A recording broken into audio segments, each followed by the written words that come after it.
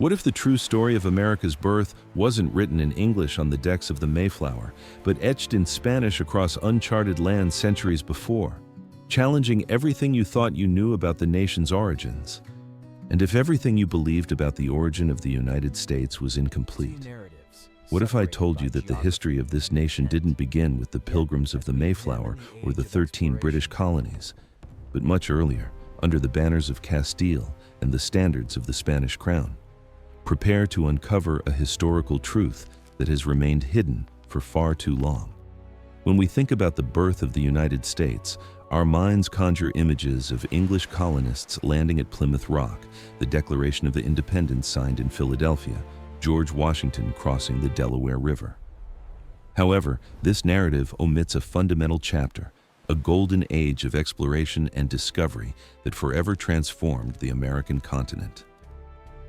Decades before the first Englishmen set foot on North American soil, Spanish navigators and conquistadors had already drawn detailed maps of immense coasts. They had ascended mighty rivers, crossed scorching deserts, and planted the cross and the royal standard in territories that today form the very heart of the United States. The real story begins on a day in March of the year 1513, when the turquoise waters of the Caribbean caressed the hulls of 3 Spanish caravels sailing northward. Leading that expedition was Juan Ponce de León, a veteran conquistador who had served alongside Christopher Columbus on his second voyage and had been governor of Puerto Rico. That man, hardened by countless sea voyages, was not seeking only riches or personal glory. He had heard tales from the Taíno natives about a mysterious land to the north, a large and fertile island where, according to legends, a spring flowed that could restore youth to anyone who drank from its waters. On March 27, 1513, after weeks of navigation, the Spanish crew sighted a low coast covered in lush vegetation that stretched to the horizon in all directions. It was the time of Pascua Florida, that religious festival celebrating the resurrection of Christ, which in Spain was observed with special devotion. The flowering trees, the white sandy beaches, the natural gardens that seemed to carpet the land as far as the eye could see, all of it inspired Ponce de León to baptize that territory with the name La Florida.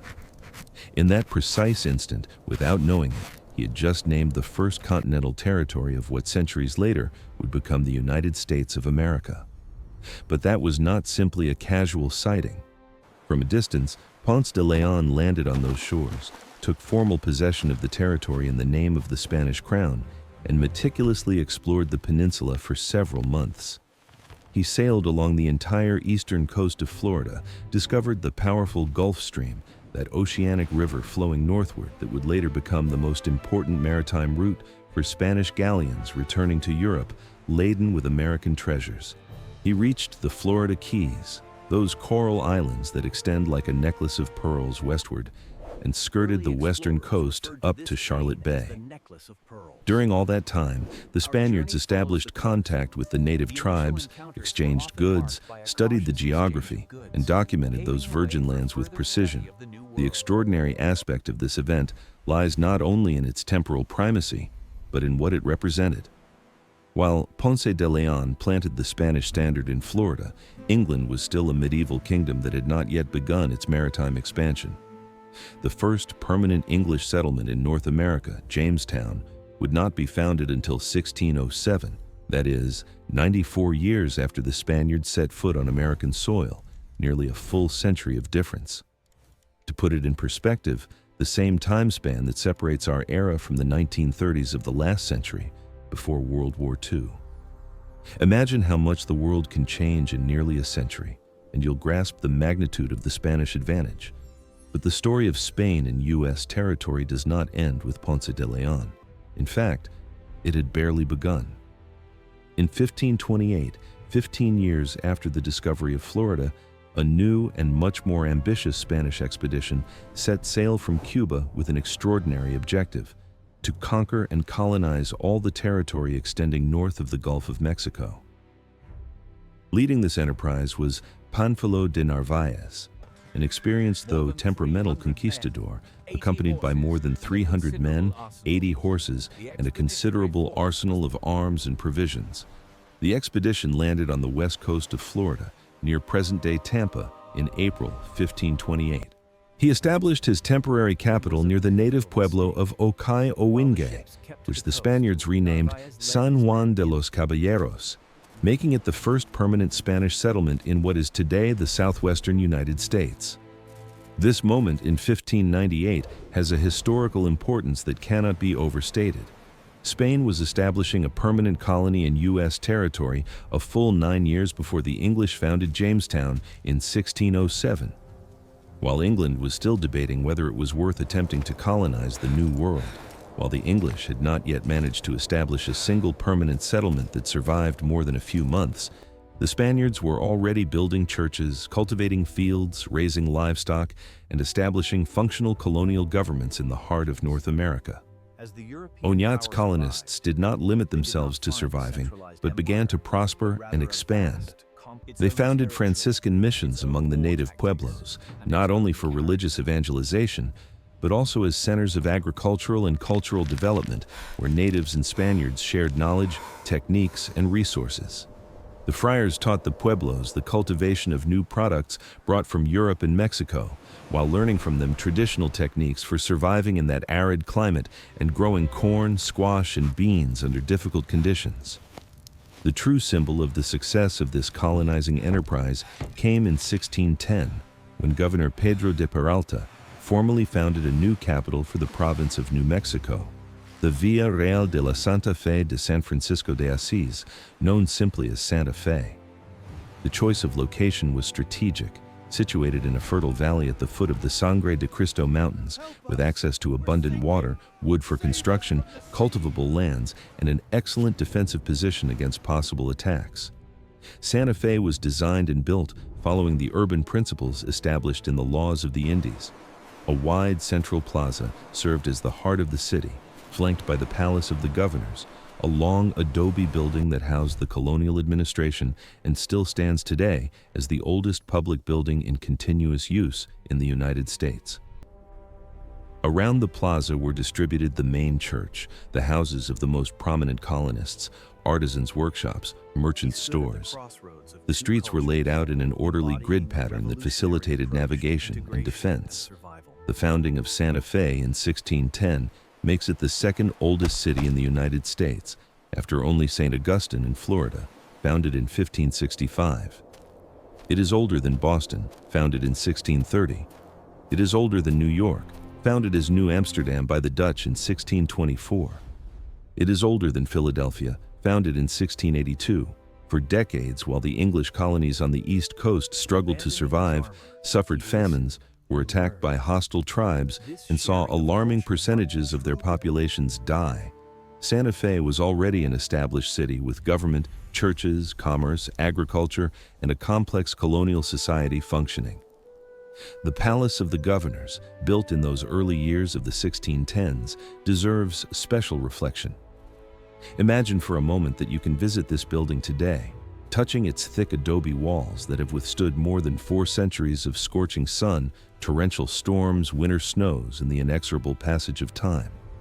Within these same walls where modern tourists now walk, Spanish governors made decisions affecting thousands of square kilometers of territory. Here, wagon fleets arriving annually from Mexico were received, bringing supplies, news from the outside world, and new colonists. Here, expeditions to even more remote territories were planned. Here, justice was administered, weddings of the colonial elite were celebrated, religious festivals were organized.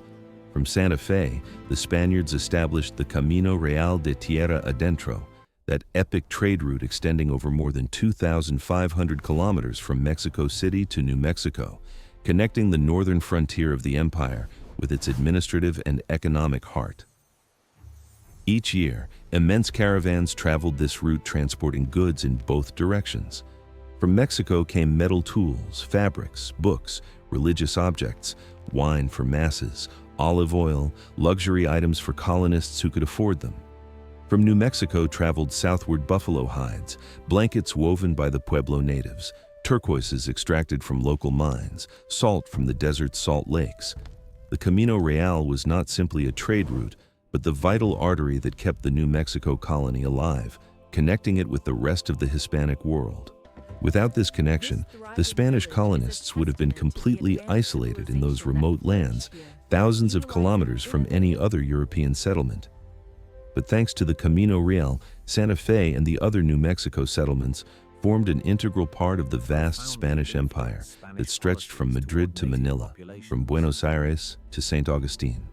Throughout the 17th century, while the English colonies on the East Coast remained confined to a narrow coastal strip, rarely venturing beyond the Appalachian Mountains, the Spaniards controlled and administered territories encompassing what are today entire states. Spanish New Mexico extended from western Texas to Arizona, from southern Colorado to northern Mexico. Spanish colonists established ranches where they raised cattle that roamed freely across the prairies.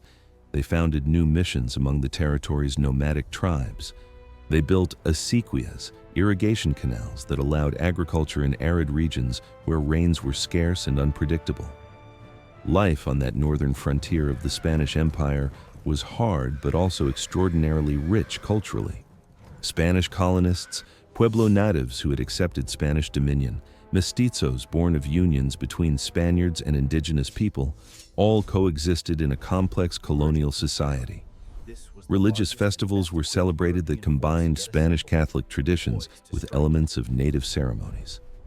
Churches were built with unique architecture that fused European construction techniques with local materials and methods, creating a distinctive style that still characterizes the southwestern United States. But the Spanish Empire in North America was not limited to New Mexico. Florida, as we have seen, had been colonized since 1565, with St. Augustine as its capital. Throughout the 17th century, Spanish presence in Florida consolidated and expanded. More missions were established among the native tribes of Georgia and South Carolina, extending Spanish influence northward along the Atlantic coast. Haciendas were founded where corn was cultivated, livestock raised, and food produced to supply St. Augustine and the Spanish presidios scattered across the territory. Texas also began to be colonized during this period, though more gradually. The first Spanish missions in Texas were established at the end of the 17th century, when Franciscan friars crossed the Rio Grande to evangelize the tribes inhabiting those vast prairies and forests. San Antonio, which would become the most important city in Texas, was founded in 1718 with the establishment of the Mission San Antonio de Valero, better known later as the Alamo, along with the Presidio San Antonio de Bexar, to provide military protection. But the most extraordinary and yet least known chapter of the Spanish Empire in U.S. territory came with the colonization of California in the second half of the 18th century.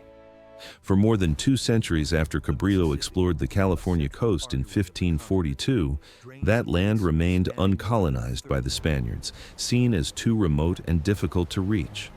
However, in the 1760s, when Spain learned that Russia was expanding its presence in Alaska and sailing southward along the Pacific coast, and when it discovered that England also showed interest in those regions, Spanish authorities decided it was time to effectively occupy California before losing it to rival powers.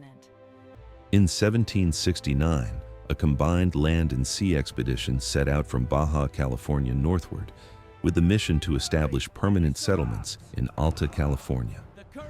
Leading the land expedition was Captain Gaspar de Portola, while the spiritual component was headed by Fray Junipero Serra, a Majorcan Franciscan whose name would be forever linked to the colonization of California. On July 16, 1769, Fray Junipero Serra founded the first California mission at San Diego de Alcalá, establishing a pattern that would be repeated in the following decades. The Spanish strategy for colonizing California was based on the mission system. Each mission would serve as a center for evangelization, agriculture, education, and economic development, surrounded by cultivable lands and with a nearby presidio for military protection. The missions would be spaced at intervals of approximately 1 day's horseback ride, creating a chain that would connect the entire territory. Over the next 54 years, until 1823, Spanish Franciscans founded 21 missions along the California coast, from San Diego in the south to Sonoma north of San Francisco. Each mission bore the name of a Catholic saint and would over time become the nucleus of a future city. The mission, San Gabriel Arcangel, founded in 1771, would give rise to Los Angeles. The mission San Francisco de Asís, founded in 1776, the same year as the American Declaration of Independence, would establish the city of San Francisco. The mission San Jose, mission Santa Clara, mission San Juan Capistrano, all would become urban centers that still bear their original Spanish names today. The Camino Real of California, the Californian equivalent of the Camino Real de Tierra Adentro in New Mexico, connected all these missions, forming a route of more than 900 kilometers that roughly followed the coastline. Travelers, merchants, soldiers, friars, all regularly traversed this road, maintaining communication and trade between the different Spanish settlements in California. The California missions were not simple isolated chapels in the desert. Each one became over time self-sufficient complexes that included the main church, housing for the friars and converted natives who had decided to live in the mission, workshops where various trades were taught and practiced, warehouses to store harvests, corrals for livestock, fields extending over hectares around the main buildings. The missions produced wheat, corn, fruits, olive oil, wine, honey, leather, tallow, textiles woven from wool of sheep raised in the mission's own flocks. At their peak, the 21 California missions controlled vast extensions of the coast's most fertile lands, employed thousands of converted natives, and produced agricultural surpluses sufficient not only to sustain their own populations, but also to trade with the presidios, Spanish civilian pueblos, and ships that occasionally arrived from Mexico or even from Spain via Cape Horn. The livestock introduced by the Spaniards multiplied in the California pastures with such rapidity that soon there were herds of thousands of heads roaming semi-wild through the coastal valleys. Along with the missions, the Spaniards established military presidios at strategic points: San Diego, Santa Barbara, Monterey, and San Francisco. These forts provided the necessary security to protect the missions and civilian settlements from possible attacks by hostile tribes or incursions by foreign powers. The presidios were small compared to great European fortresses, generally consisting of adobe walls enclosing a central courtyard surrounded by barracks for the troops, residences for officers, chapel, warehouses, and powder magazines. But they fulfilled their function by projecting Spanish power along that remote coast and affirming Spain's sovereignty over California. In addition to missions and presidios, the Spaniards also founded civilian pueblos, where ordinary colonists could settle, receive lands to cultivate, and develop agricultural communities. On September 4, 1781, a group of 44 colonists founded the pueblo of Nuestra Señora la Reina de los Ángeles del Río Porciúncula, known since then simply as Los Angeles. Those original founders were ethnically diverse even by Spanish colonial standards. There were peninsular Spaniards, Criollos born in America, mestizos of Spanish and indigenous blood, mulattoes of African and European ancestry. This diversity reflected the inclusive, though hierarchical character of the Spanish colonial system, which, unlike the British, did not establish absolute legal barriers based solely on racial origin. Los Angeles began as a modest agricultural pueblo situated beside the Los Angeles River, with lands distributed among the colonists for cultivation and grazing. During the following decades, it grew slowly but steadily, attracting new colonists, developing trade with nearby missions and presidios, becoming an increasingly important regional center. Today, it is the second largest city in the United States, a megacity of millions of inhabitants, but its origins trace back to those 44 Spanish colonists who decided to settle beside a river in the coastal valley of California in 1781. By the end of the 18th century, the Spanish Empire, in what is today the United States, had reached its maximum territorial extension. It controlled Florida and extended northward to Georgia. It dominated Texas from the Rio Grande to beyond San Antonio. It governed all of New Mexico, Arizona, and large portions of what are today Colorado, Nevada, and Utah. It possessed all of California from San Diego to beyond San Francisco. At its moment of greatest expansion, Spain controlled approximately two-thirds of the territory of the present-day continental United States, an expanse of land exceeding 2 million square kilometers. And this was not merely nominal control, lines drawn on maps without real presence on the ground. The Spaniards had built cities that still exist today. They had established ranches where livestock was raised to feed thousands of people. They had founded missions that functioned as productive, educational, and religious centers. They had traced roads connecting settlements separated by hundreds of kilometers.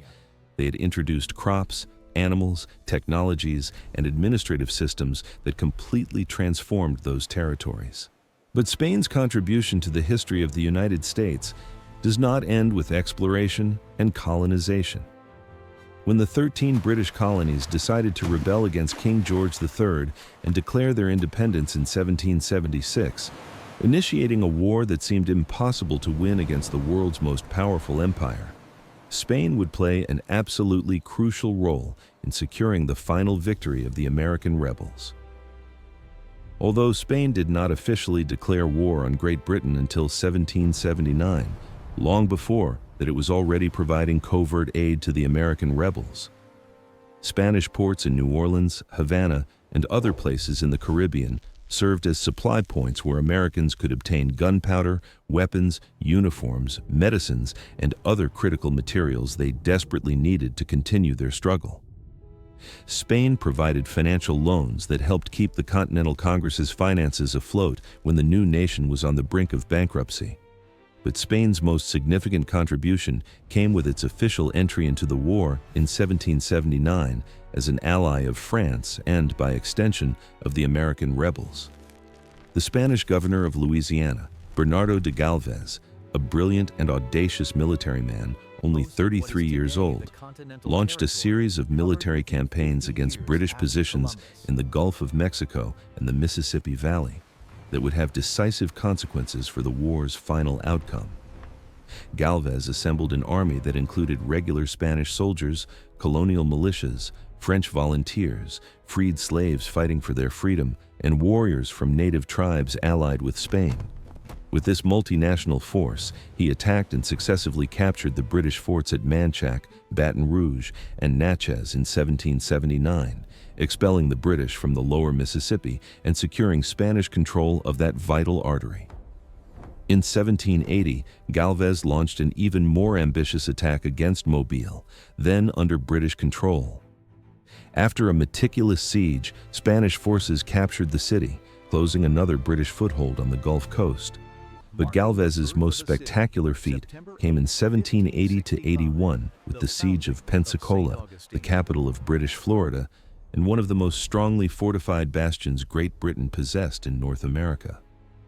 Galvez assembled a force of more than 7,000 men and a considerable fleet of warships and transports.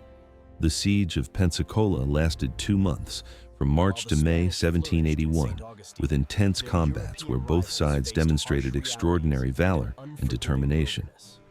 Finally, a fortunate shot from Spanish artillery hit the British powder magazine, causing a massive explosion that killed more than 100 British soldiers and destroyed part of the fortifications. Faced with this catastrophe, British General John Campbell was forced to surrender on May 8, 1781. The capture of Pensacola was devastating for the British. Spain now controlled the entire Gulf of Mexico and the lower Mississippi. The British had lost their ability to threaten the rebel colonies from the south and west. British military resources that could have been used against Washington and the Continental Army were now immobilized defending positions against the Spaniards. Galvez's victory at Pensacola occurred just 5 months before the British surrender at Yorktown, which effectively ended the war. Without Spanish intervention, the American War of Independence might have had a very different outcome. Spanish supplies kept the Continental Army equipped when it had no other source of supply. Spanish loans prevented the young nation's financial collapse. Galvez's military campaigns forced Great Britain to disperse its forces and resources, weakening its ability to definitively crush the rebellion. Spain was, along with France, one of the indispensable allies that made possible the birth of the United States as an independent nation. When peace finally came, and Great Britain recognized American independence in the Treaty of Paris of 1783.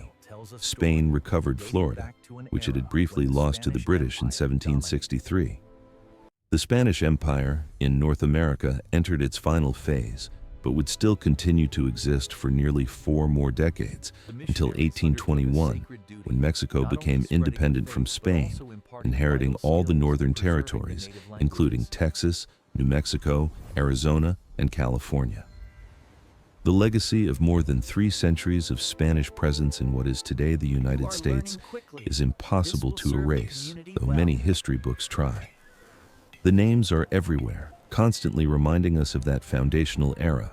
Florida, Colorado, Nevada, Montana. State names that are Spanish words: Los Angeles, San Francisco, San Diego, Sacramento, San Antonio, El Paso, Santa Fe, Las Vegas, San Jose. City names that reflect the religious advocations of their Spanish founders. The Colorado River, the Sierra Nevada Mountains, Cape Canaveral. Thousands of geographical features bearing Spanish names given by the first Europeans who saw them. More than 40 million people in the United States speak Spanish as their mother tongue, making the country the second in the world with the largest Spanish-speaking population after Mexico. This presence of Spanish is not a recent phenomenon of immigration alone, but has roots in those centuries when Spanish was the language of government, commerce, and culture in vast regions of the current U.S. territory. The architecture of the southwestern United States, with its adobe buildings, interior patios, red tile roofs, missions with their characteristic facades and bell towers, all reflect the Spanish heritage. The ranching techniques that dominate the West, including the rodeo with all its traditions, derive directly from practices introduced by Spanish ranchers. Words like rodeo, lasso, bronco, canyon, mesa, arroyo, all are Spanish incorporated into American English, because they were the words the first Anglo-Saxon colonists heard from the Spaniards and Mexicans who already inhabited those territories. The historical truth is clear and irrefutable. The United States was not born in 1776. The foundations upon which the nation would be built were established during more than 2.5 centuries of Spanish presence, from 1513, when Ponce de León discovered Florida, to well into the 19th century, when the last Spanish territories passed to Mexican control and eventually American. During all that time, Spain explored, mapped, named, colonized, administered, defended, and transformed those lands. When Anglo-Saxons finally arrived in regions like Texas, New Mexico, Arizona, and California in the 19th century, they did not arrive in virgin and unexplored territories. They arrived in lands that had been Spanish for centuries, where they found cities founded by Spain, ranches established by Spanish colonists, missions built by Spanish friars, roads traced by Spanish expeditions. They took possession of an infrastructure that Spain had built over generations. This history does not seek to create antagonisms or resentments. It simply aims to restore the historical truth that has been minimized or forgotten for too long. Understanding the Spanish origins of the United States in no way diminishes the subsequent contributions of other cultures and nations to the country's development, but it does oblige us to recognize that the traditional narrative presenting the United States as an exclusively Anglo-Saxon creation is profoundly incomplete and inaccurate. Spanish explorers were the first Europeans to see the Mississippi, the Grand Canyon, the coasts of California. Spanish colonists founded the first permanent cities that still exist. Spanish soldiers decisively helped win American independence. Spanish friars established the first educational and religious institutions in vast territories. Spanish ranchers introduced the ranching that would transform the West. Spanish names mark the map from coast to coast. The United States is, whether it recognizes it or not, heir to Spain as much as to England. Its history begins not at Plymouth Rock, but on the beaches of Florida. Its roots sink not only into the Anglo-Saxon tradition, but also, fundamentally, into the Hispanic heritage. This is the historical truth that must be recognized, taught, and remembered, because without Spain, the United States would not be what it is today. The great North American nation was built on Spanish foundations, and it is time for this reality to be finally recognized and celebrated as it deserves. From the beginning, however, things began to complicate dramatically. Narvaez made a strategic error that would prove fatal. He decided to divide his force, sending the ships northward while he advanced overland with his men, expecting to reunite with the vessels farther along the coast. But fate had other plans. The ships never found the agreed meeting point, and the land expedition was forced to venture deeper into unknown territories, facing suffocating heat, relentless mosquitoes, treacherous swamps, and the growing hostility of native tribes defending their lands. The months turned into a nightmare of survival. The Spaniards, accustomed to the quick victories they had achieved in Mexico and Peru, discovered that North America presented completely different challenges. Here, there were no great centralized empires that could be conquered by taking their capital. Instead, they found innumerable independent tribes, each with its own territory, its own war tactics, and its own character. Food grew scarce, tropical diseases decimated the Spanish ranks, and morale plummeted as they wandered aimlessly through those unexplored territories. Desperate and starving, the expedition's survivors finally reached the northern coast of the Gulf of Mexico, in what is today the Florida Panhandle. There, with the resources and knowledge they had left, they built 5 makeshift boats using the harnesses of their weapons to make tools, their own shirts to create sails, and the hair from the tails of their sacrificed horses to weave ropes. It was a desperate effort to reach the Spanish settlements in Mexico by sailing westward along the coast, but the sea proved as unforgiving as the land. Storms in the Gulf of Mexico sank or scattered the boats. Most of the men perished, drowned, or died of hunger and thirst in those treacherous waters.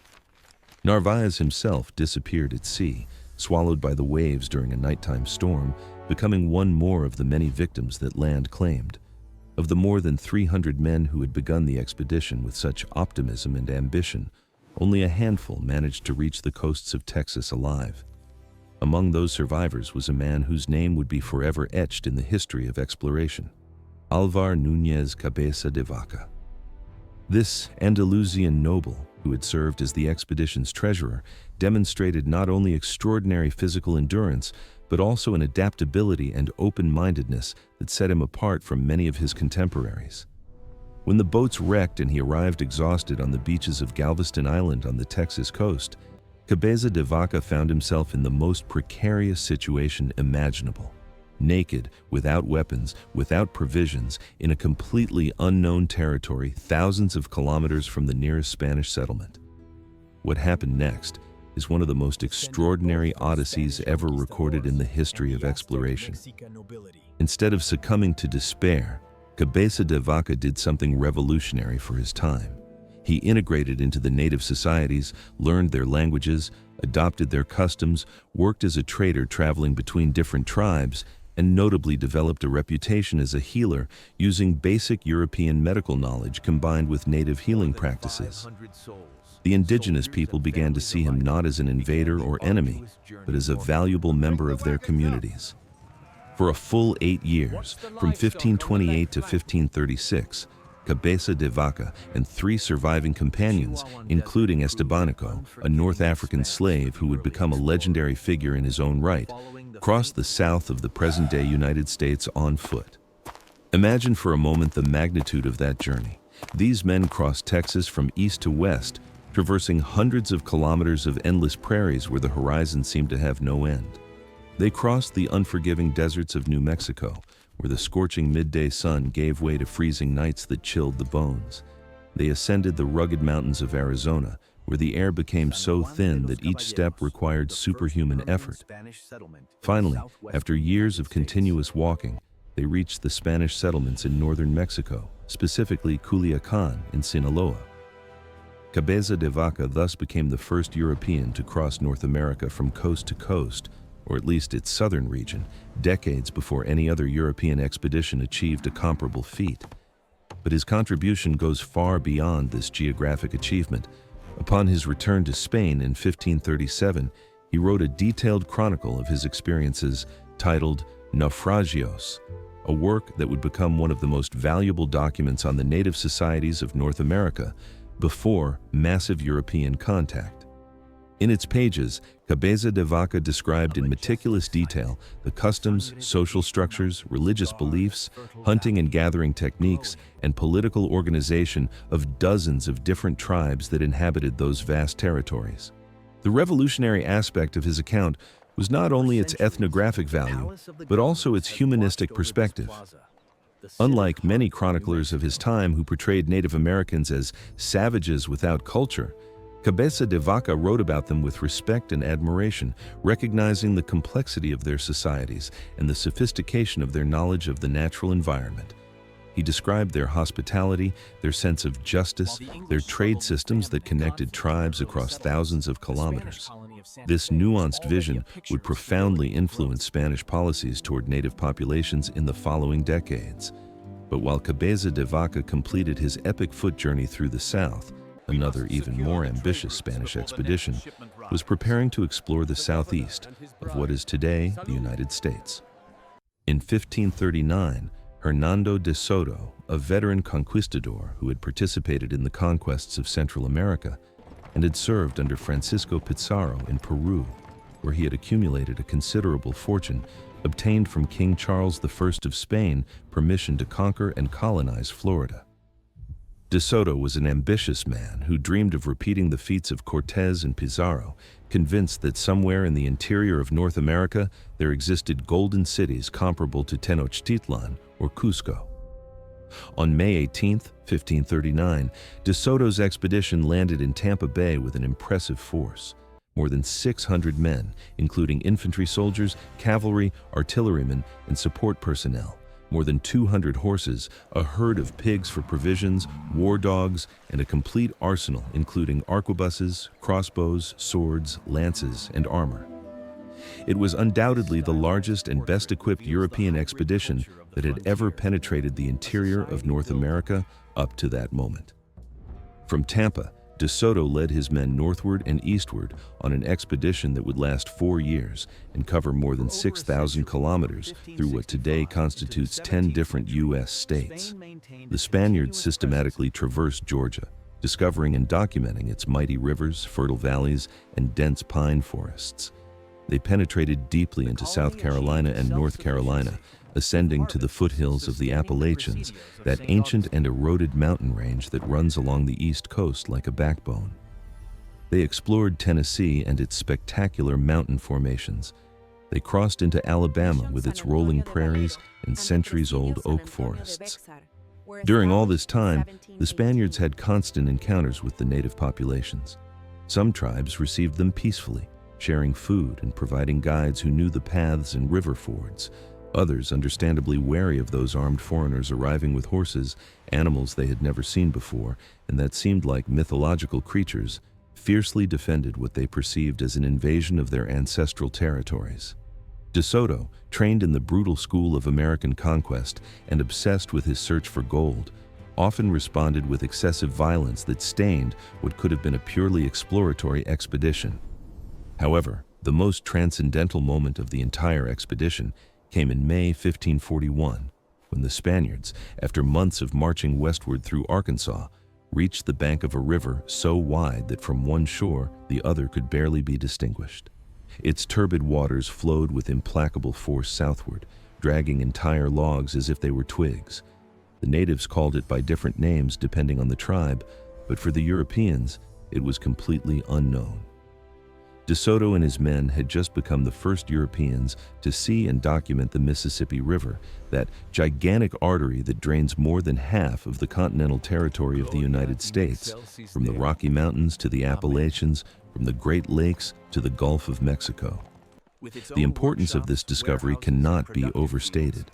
The Mississippi was not simply another river, but one of the world's largest fluvial systems, comparable to the Amazon or the Nile. In terms of length and water volume, its tributaries form a network of thousands of kilometers that connects the heart of the continent. In subsequent centuries, this river would become the backbone of American commerce, the natural highway that allowed expansion westward, the frontier that divided the nation during the Civil War, and the very symbol of American identity, immortalized in literature by Mark Twain, and in music by countless composers. But in 1541, when Hernando de Soto first beheld those majestic waters, the river represented a formidable obstacle. His men, using wood from nearby forests, built makeshift boats and managed to cross to the western bank, thus becoming the first Europeans to penetrate present-day Arkansas and approach the borders of Oklahoma. For nearly another year, they continued exploring those territories, always seeking the golden cities they would never find because they simply did not exist. Fate, however, had a tragic end in store for the great explorer. In May 1542, Hernando de Soto fell gravely ill, probably the victim of fevers that no medicine of the time could cure. On May 21st, at some point on the western bank of the Mississippi, near present-day Faraday, Louisiana, de Soto breathed his last. To prevent the natives from discovering his death and realizing that the Spaniards were not invulnerable, his companions wrapped his body in blankets weighted with stones and sank it in the waters of the same river he had discovered. Yes, Hernando de Soto found his final tomb in the depths of the Mississippi, the river that had been his greatest discovery. Luis de Moscoso, who assumed command after de Soto's death, led the expedition's survivors, less than half the men who had begun the journey, downriver to the Gulf of Mexico. After building new vessels, they sailed along the coast until finally reaching the Spanish settlements in Mexico in 1543. The survivors brought with them detailed maps, chronicles written by various members of the expedition, and unprecedented knowledge of the geography, natural resources, and populations of the southeast of North America. But while de Soto explored the southeast, another equally ambitious Spanish conquistador was traversing the southwest of the continent on an expedition that would rival it in historical importance. In 1540, Francisco Vázquez de Coronado set out from Mexico at the head of a massive land expedition composed of more than 300 Spanish soldiers, hundreds of Mexican native allies, herds of cattle, horses, and mules loaded with provisions. His objective was to find the legendary 7 cities of Cibola, supposed settlements of fabulous wealth whose existence had been reported by previous explorers based on native accounts that, as would be discovered, were misinterpretations or exaggerations of the indigenous pueblos of the Southwest. Coronado's expedition first crossed the present-day Mexican state of Sonora, ascending northward through arid valleys and rugged mountains. In July 1540, they finally reached the Zuni Pueblos in western New Mexico. But instead of resplendent cities built with gold and precious stones, the Spaniards found adobe villages. Impressive constructions, no doubt, for their architecture adapted to the desert environment, but lacking the riches they had imagined. The initial disappointment, however, did not stop Coronado. On the contrary, he interpreted that deception as a sign that the true riches must lie beyond, always beyond. During the following 2 years, from 1540 to 1542, Coronado's expedition systematically explored vast extensions of the southwestern United States. His men traversed all of New Mexico, marveling at the cliff-built pueblos and the complex agricultural societies that inhabited that seemingly inhospitable territory. They penetrated Arizona, where one of the detachments sent by Coronado, led by Garcia Lopez de Cardenas, became the first group of Europeans to behold the Grand Canyon of the Colorado, that gigantic wound in the Earth's crust that extends over more than 400 kilometers and reaches depths of up to 1,800 meters. Imagine for a moment the scene: a handful of Spanish soldiers accustomed to the landscapes of Castile or Extremadura, reaching after days of marching through the desert the edge of a precipice that opens before them as if the earth itself had split in two. Below, nearly 2 kilometers down, a silver thread of water, the Colorado River, snakes between stratified rock walls that display millions of years of geological history in bands of colors ranging from deep red to yellow ochre, pale gray to dark brown. The scale of the canyon must have seemed incomprehensible to them, a testament to the power of nature that defied any comparison with what they had known in Europe. But Coronado did not limit himself to the southwest. Guided by an indigenous man the Spaniards called the Turk, who told them of a fabulously rich kingdom called Quivira. that supposedly existed in the great northern prairies, the conquistador led his men on an epic march eastward.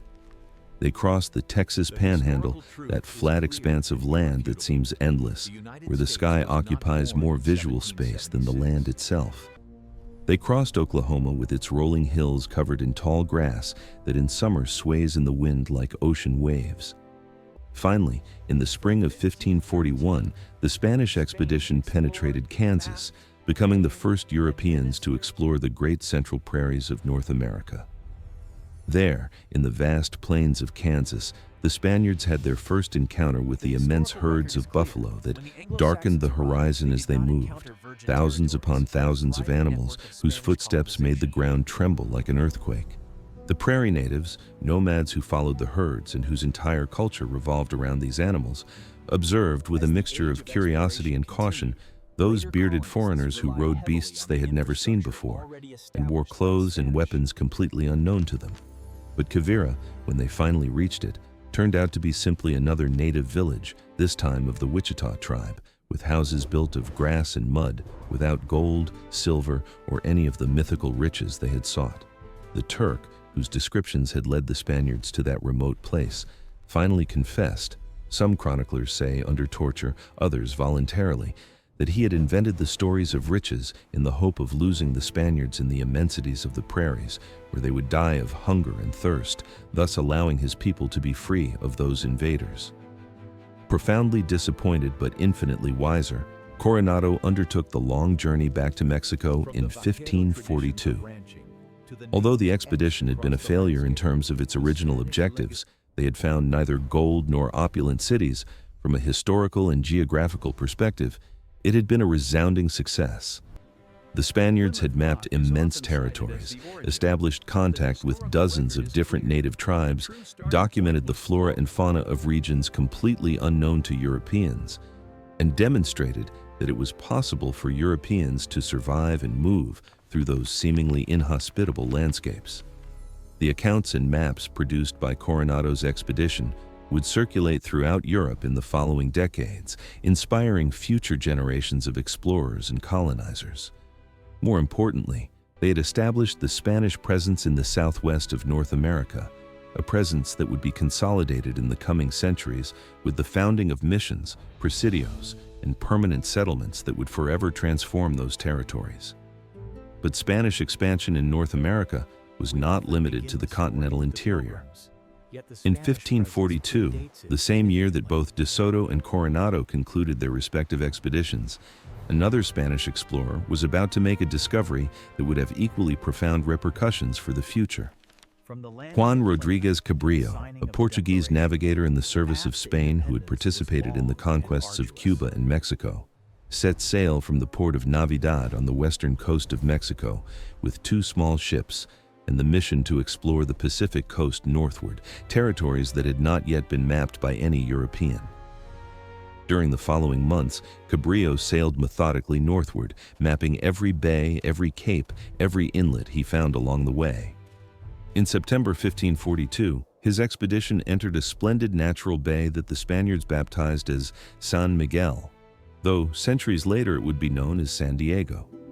Cabrillo thus became the first European to set foot on what is today California, a territory that over time would become the most populous and economically powerful state in the United States. But Cabrillo did not stop there. He continued sailing northward along the California coast, marveling at the sheer cliffs dropping directly into the ocean, the endless beaches of golden sand, the forests of giant sequoias that reached heights seeming to touch the sky itself. He passed what centuries later would be Los Angeles, sailed beyond the Santa Barbara Mountains, reached Monterey Bay, and continued ascending until reaching, according to some historians' debates, the borders of what is today Oregon, though storms and bad weather prevented him from advancing much farther north. Tragically, during the winter of 1542 to 1543, while the expedition took refuge on one of the Channel Islands off the California coast, Cabrillo suffered an accident, apparently a fall that caused a fracture which became severely infected. He died in January 1543 and was buried on the island, though the exact location of his tomb has been lost to time. However, His pilot Bartolomé Ferrer continued the exploration northward, following the orders of his deceased commander, possibly reaching northern California or southern Oregon, before the winter storms of the North Pacific finally forced him to return to Mexico. With this expedition, Spain established its claim over the entire Pacific coast of North America, from California to Oregon, a claim it would maintain for more than 2 centuries.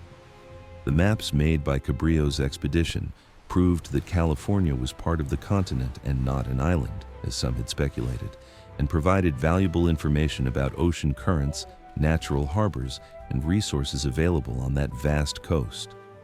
Thus, by the mid-16th century, barely 50 years after Columbus first crossed the Atlantic, Spanish explorers had already traversed most of what is today the continental territory of the United States.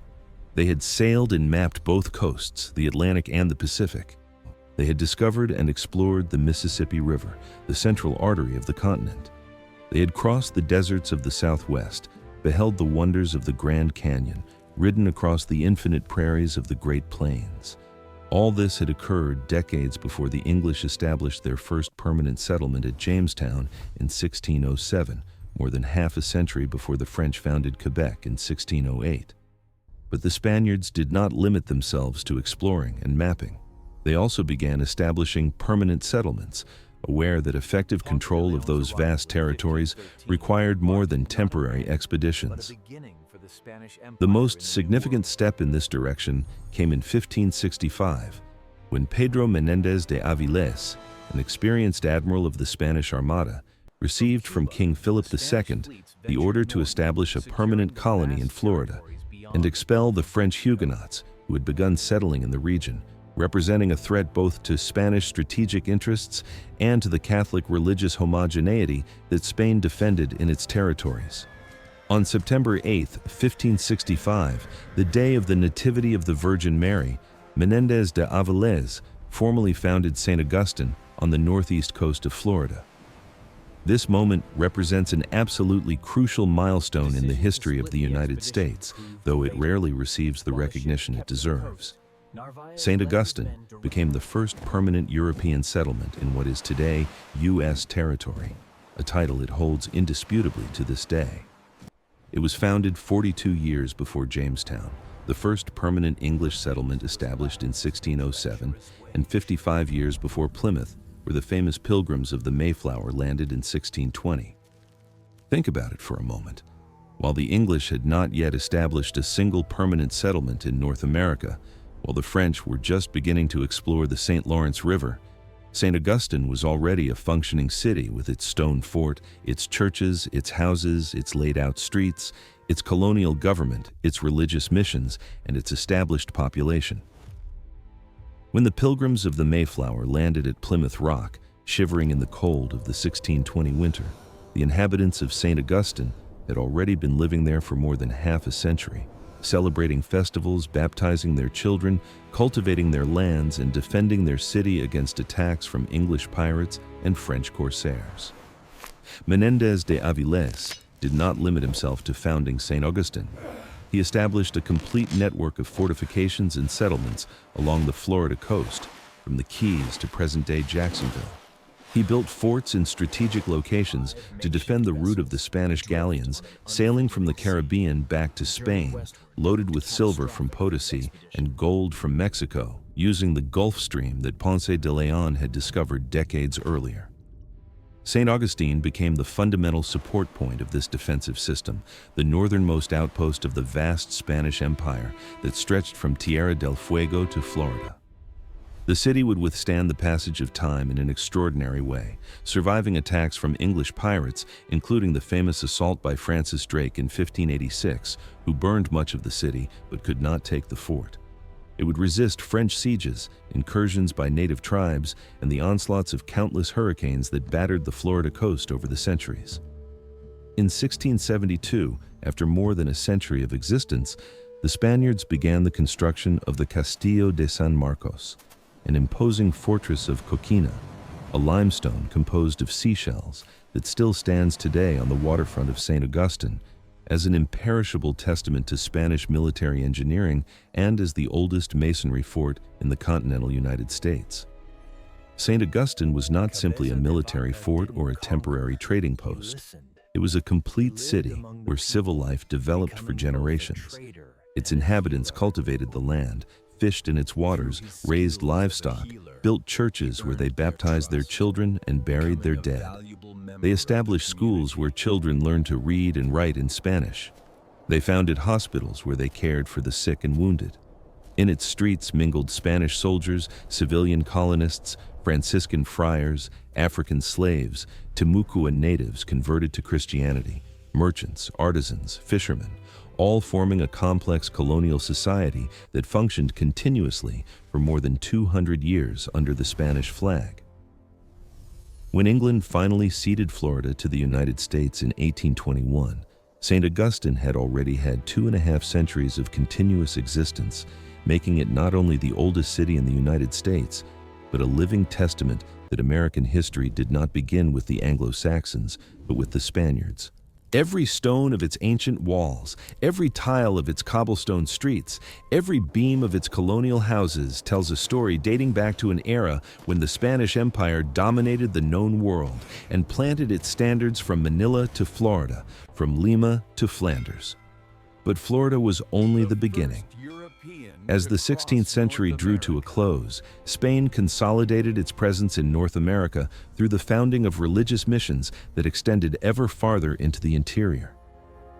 The Franciscan, Dominican, and Jesuit friars who accompanied the soldiers and colonists were not simply evangelizing missionaries, but also agents of cultural transformation, educators, mediators between colonial authorities and native populations, and often the first to learn and document indigenous languages, creating dictionaries and grammars that today constitute invaluable sources for linguists and historians. These missions were established not only in Florida, but also in Georgia and South Carolina, creating a chain of Spanish settlements that extended along the Atlantic coast, much farther north than St. Augustine. Each mission included a church, housing for the friars and converted natives, workshops where European trades like carpentry, blacksmithing, and agriculture with Old World techniques were taught, and fields where new products brought from Spain and Mexico grew. Wheat, vines, citrus fruits, cattle, horses, pigs, sheep. Spanish influence in the south of what is today the United States during the 16th century was absolutely dominant. There was no European rival that could compare. The French had attempted to establish some settlements but were expelled by the Spaniards. The English had not yet arrived. The Dutch were just beginning their maritime expansion. Spain was the only European power with a consolidated presence, with founded cities, explored and mapped territories, established populations, and a functioning administrative system. The names that Spanish explorers and colonizers gave to mountains, rivers, capes, bays, valleys, and plains during this century of exploration have endured to our days, testifying to the depth of the Spanish footprint on the territory. Florida, of course, retains the name Ponce de León gave it. The Colorado River bears its Spanish name describing the reddish color of its waters. Nevada recalls the snow-covered Sierras that amazed the first explorers. Montana evokes the mountains that dominate its landscape. Texas derives from words the Spaniards heard from the natives. Hundreds of cities, towns, counties, rivers, mountains, and geographical features across the United States bear Spanish names dating back to that foundational era. San Francisco, San Diego, Los Angeles, Sacramento, San Antonio, El Paso, Santa Fe, Las Vegas, Amarillo, Colorado Springs. The list is endless. This linguistic legacy is no coincidence nor merely decorative. It is the permanent testimony that the Spaniards did not just pass through those territories, but named them, claimed them, explored them, mapped them, and began to transform them. Each of those names tells a story. The story of an explorer who sighted a snow-covered mountain and called it Nevada. The story of a friar who founded a mission under the advocacy of St. Francis of Assisi. The story of colonists who established a town beside a spring in the desert and called it Las Vegas, the Meadows. When the 16th century came to an end in the year 1600, The panorama of North America was radically different from how it had been just a century before. The vast territories that Europeans had completely unknown in 1500 had been systematically explored by the Spaniards from Florida to Kansas, from the Gulf of Mexico to the coasts of Oregon.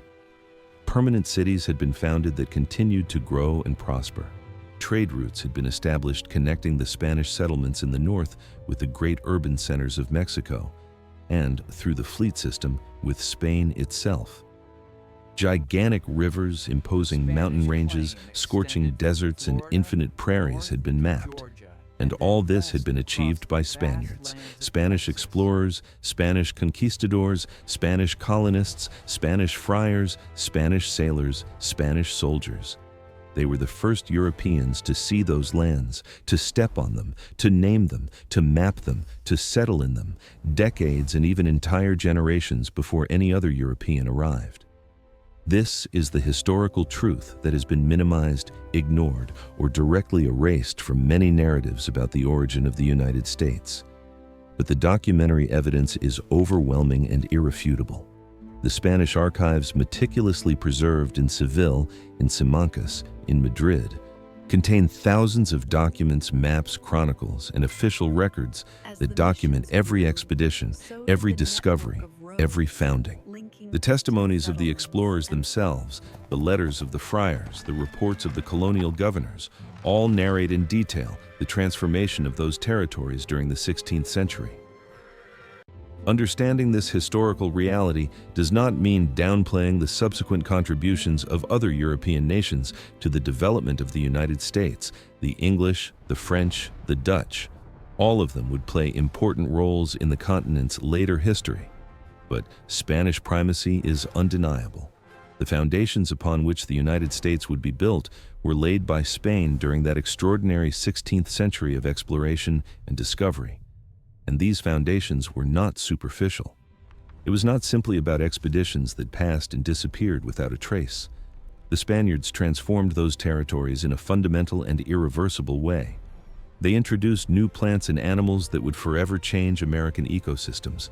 The horse that would transform prairie cultures, allowing natives to travel great distances and hunt buffalo with new efficiency. Cattle that would multiply in the prairies and deserts, creating vast wild herds. Wheat, citrus fruits, vines, all crops that would find fertile lands in America to thrive. The Spaniards also introduced new technologies, metal tools infinitely more efficient than stone instruments, firearms that would change the balance of power among tribes, the wheel unknown in North America before European arrival, construction techniques with stone and mortar that allowed erecting permanent structures capable of withstanding centuries, irrigation systems that transformed arid lands into cultivable fields, mining methods that allowed the extraction of precious metals in industrial quantities. But perhaps the most significant introduction, though also the most problematic, was the cultural and biological mestiçage that began from the first moment of contact.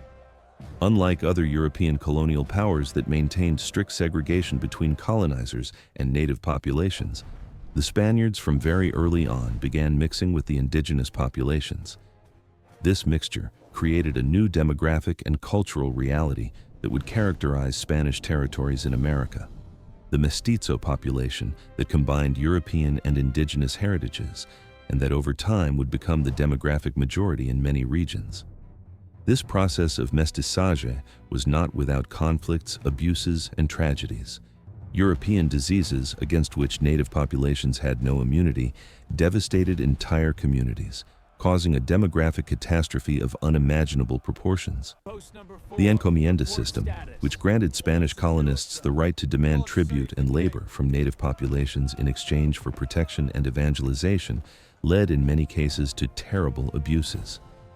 Wars between Spaniards and tribes resisting colonization claimed countless lives on both sides.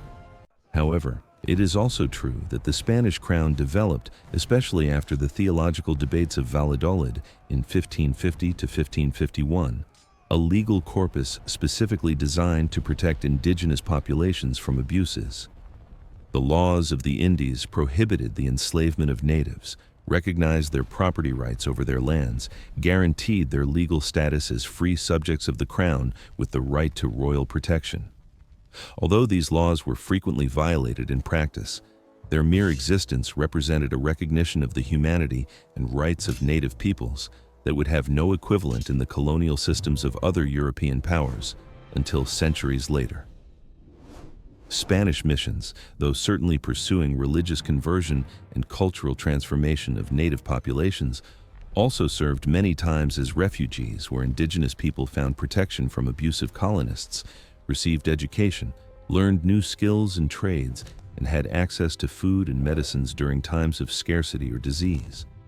Many Spanish friars became passionate defenders of native rights, documented their languages and cultures before they disappeared, and denounced abuses committed by their own compatriots. This complex and multifaceted relationship between Spaniards and native populations during the 16th century established patterns that would persist for the following centuries and leave an indelible mark on the character of the territories that would eventually be incorporated into the United States.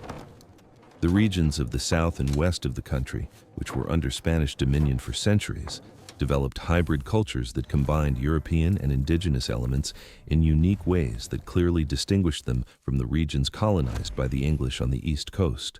Thus concludes the 16th century, a century that began with North America being a territory completely unknown to Europeans and ended with vast regions explored, mapped, named, claimed, and partially colonized by Spain. A century of extraordinary discoveries, of epic expeditions that rivaled the journeys of ancient Greek explorers or the travels of Marco Polo. A century of feats that expanded the horizons of the known world, connected continents separated by immense oceans, initiated processes of cultural, biological, and technological transformation that would continue developing for centuries to come. The history of the United States did not begin at Plymouth Rock in 1620, did not begin at Jamestown in 1607. It began on the beaches of Florida in 1513, when Juan Ponce de León planted the Spanish standard on virgin sands. It began in the swamps of Texas, where Cabeza de Vaca learned to survive by integrating into native societies. It began on the banks of the Mississippi, when Hernando de Soto first beheld those majestic waters. It began in the prairies of Kansas, where Coronado's men saw infinite herds of buffalo darkening the horizon. It began on the coasts of California, when Juan Rodriguez Cabrillo sailed northward, mapping an unknown land, and it definitively began in St. Augustine in 1565, when Pedro Menendez de Avilés founded the first permanent city that still exists in U.S. territory. This is the true story of the origin of the United States, a history that begins not with English but with Spanish, a history that must be recognized, remembered, and taught. Because without understanding these Spanish origins, it is impossible to fully comprehend the character, identity, and destiny of the nation that would eventually be built upon those foundations established by Spanish explorers and colonizers during that extraordinary 16th century. As the 16th century came to an end, Spain had already explored and claimed vast territories of North America. But the real challenge was just beginning. Exploring was one thing. Colonizing and maintaining effective control over those immensities was something completely different. The maps drawn by the explorers showed mountains, rivers, and coasts, but turning those empty spaces into prosperous provinces of the Spanish Empire would require generations of effort, investment, and sacrifice. And yet, Spain achieved it, establishing a colonial system that would function for more than 2 centuries and forever transform the character of North America. The first decisive step in this new phase of colonization came in 1598, when Don Juan de Oñate, a wealthy miner from Zacatecas, descended both from Spanish conquistadors and the Aztec Mexican nobility, organized and financed with his own fortune a colonizing expedition northward toward those lands of New Mexico that Coronado had explored half a century earlier, but that remained uncolonized. Oñate was not simply an explorer in search of adventures and glory. He was a colonizer with a forward-looking vision, willing to invest his personal wealth in establishing a permanent colony that could sustain itself and generate prosperity for the crown and the colonists.